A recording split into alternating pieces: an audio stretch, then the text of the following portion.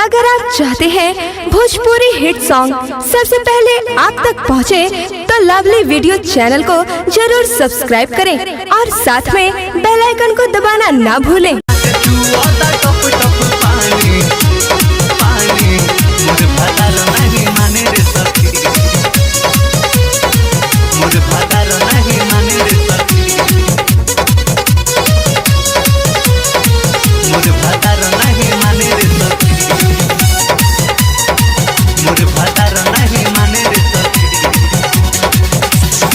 नए उमरिया में भइल मोर शादी, तब भतार नहीं होखेला राजी, होखेला राजी, होखेला राजी।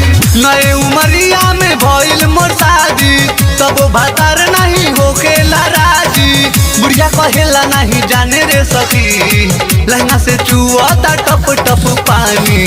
मोर भतार नहीं माने रे सखी, लहंगा से चुआता टप टप पानी। मोर भतार नहीं माने रे सखी, मोर भतार नहीं माने रे सखी। हेमंत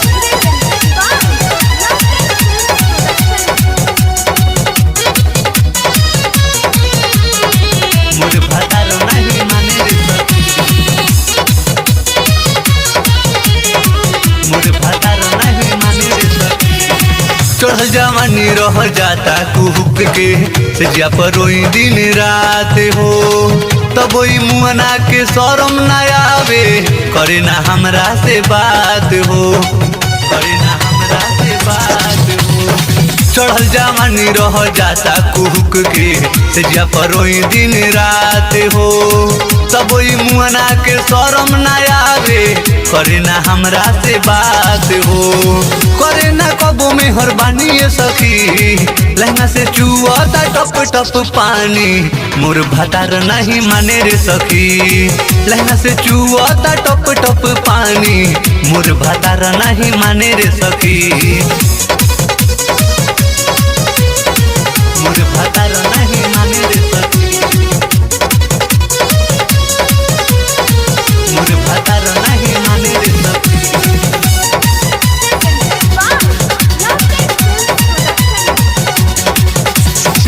एकरा से निमन मानी राइटर राजन के, करवे वो दिनों रात प्यार हो। नीरज निर्मल के शरम ना आवे, छूछे बिता देला रात हो, छूछे बिता देला रात हो। एकरा से निमन मानी राइटर राजन के, करवे वो दिनों रात प्यार हो। नीरज निर्मल के शरम ना आवे, छूछे बिता देला रात हो। करे ना कबो छेड़ा खानी ये सखी, लहंगा से चुआता टप टप पानी। मोर भतार नहीं माने रे सखी, लहंगा से चुआता टप टप पानी। मोर भतार नहीं माने रे सखी।